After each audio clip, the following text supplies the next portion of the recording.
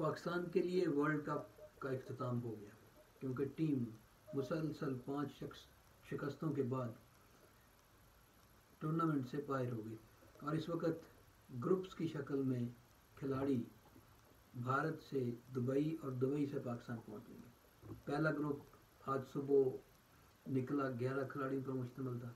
दूसरा शाम को निकला, तमाम की मंजिल दुबई, और वहाँ से वो फिर एक एक करके या शायद इन्हीं ग्रुपों की शक्ल के अंदर पाकिस्तान पहुँचेंगे।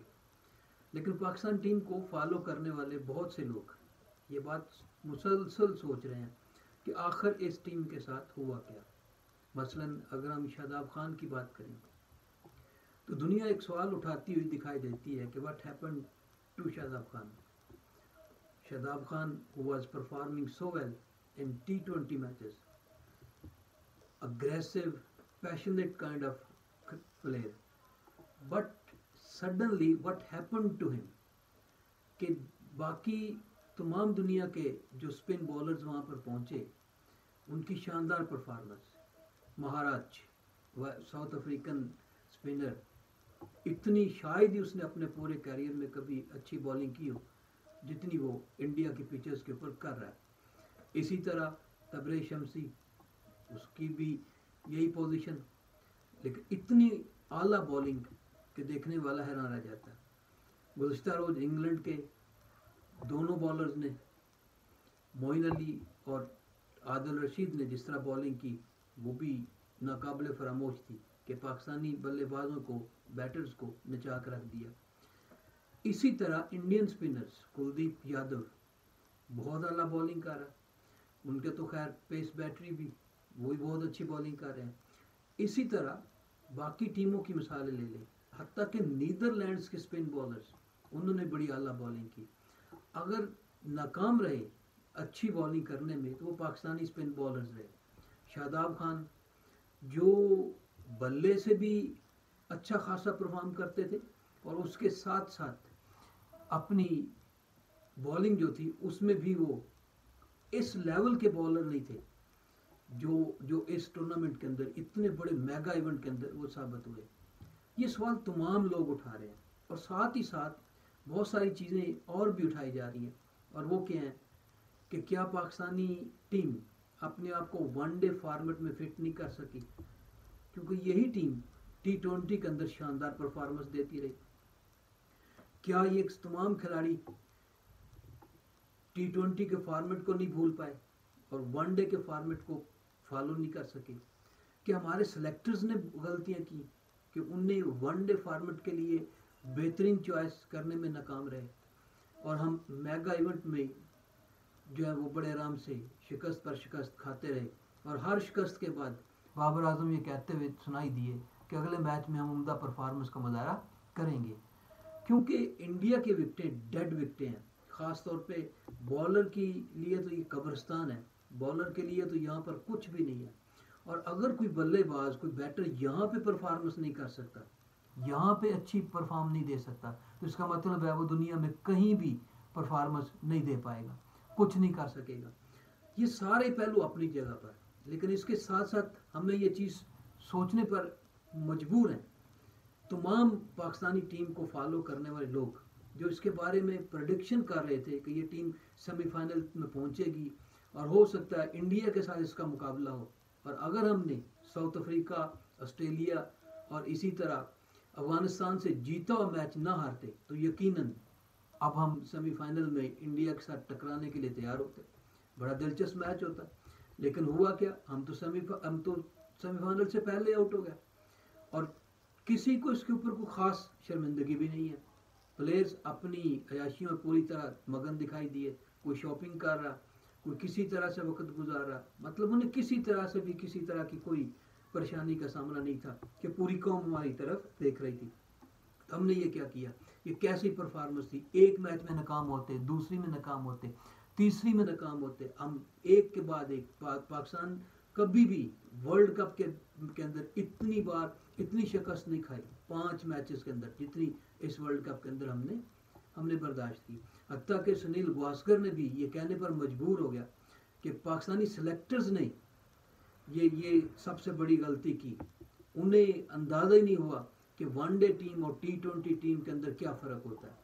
उन्होंने सिलेक्ट करने में ख़ास तौर पे स्पिन बॉलर्स की सिलेक्शन के अंदर मार खा गए। हम देखते हैं कि मोहम्मद नवाज़ हो, शादाब खान हो, या यही इफ्तिखार अहमद हो, या नया बॉलर है उसामा मीर, T20 के अंदर इनकी परफॉर्मेंस बिल्कुल मुख्तलिफ और यहाँ पे इनकी परफॉर्मेंस बिल्कुल मुख्तलिफ थी।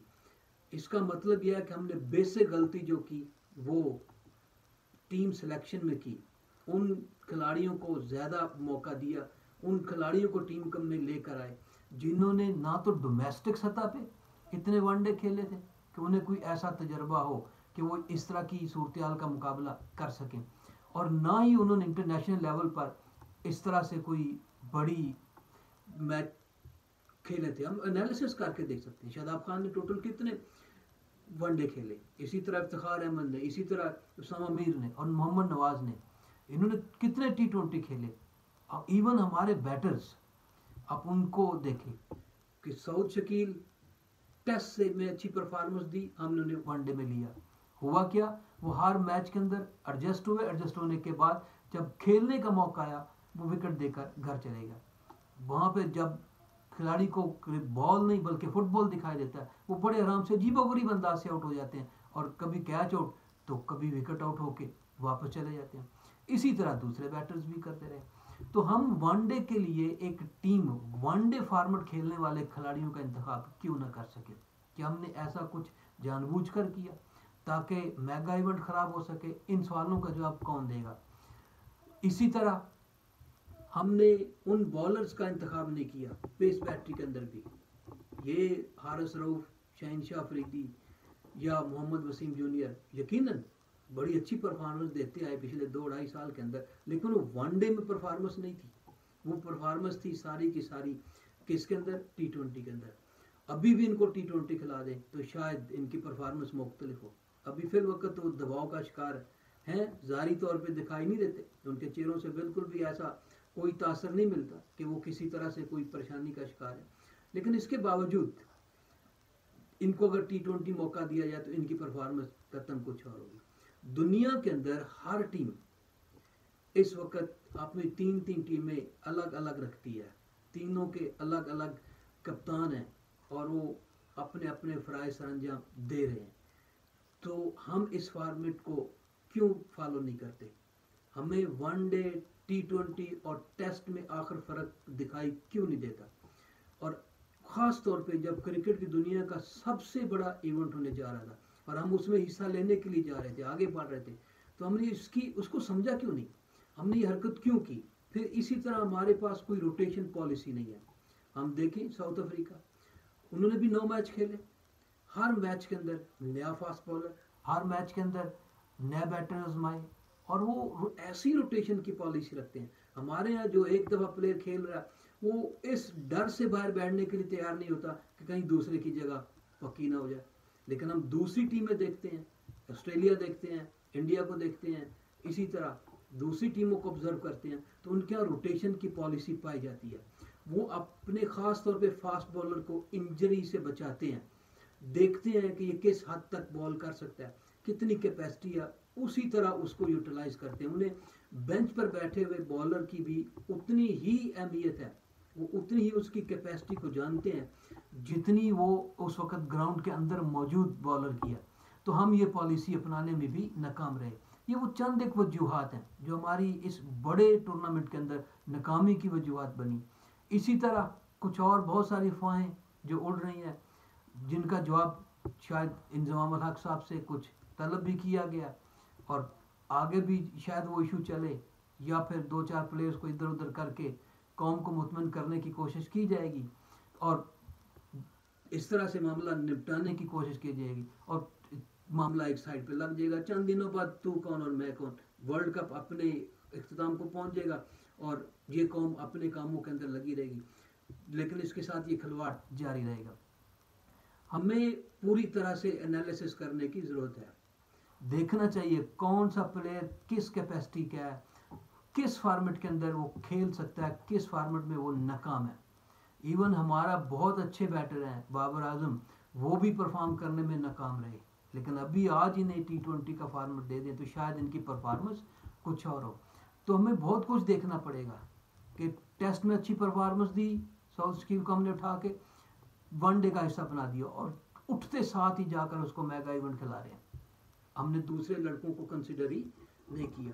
हमें रोटेशन की पॉलिसी बनानी पड़ेगी, इसी तरह हमें संजीदगी लानी पड़ेगी खेल के अंदर, तो फिर जाकर बात बनेगी।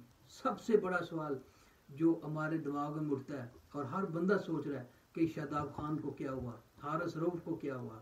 टूर्नामेंट में इतने रन्स दिए उन्होंने, इतने रन्स दिए कि कमेंटेटर्स को कहना पड़ गया कि जनाब इतने पाकिस्तानी बल्लेबाजों ने किसी ने रन्स नहीं बनाए जितने उसने रन्स दे दिए। तो इससे अंदाज़ा लगा लें, मोहम्मद रिजवान आउट होते हैं तो उनकी लेग फ्रैक्चर हो जाती है। ये ऐसे ड्रामे करते हैं और इस तरह से कौम को बेवकूफ़ बनाने की कोशिश करते हैं। 12 टीम वर्ल्ड कप से बाहर हो गई। हर खिलाड़ी के एनालिसिस करने की ज़रूरत है, इनकी परफॉर्मेंस को देखने की ज़रूरत है और फिर अगला लाएमल तैयार करना चाहिए।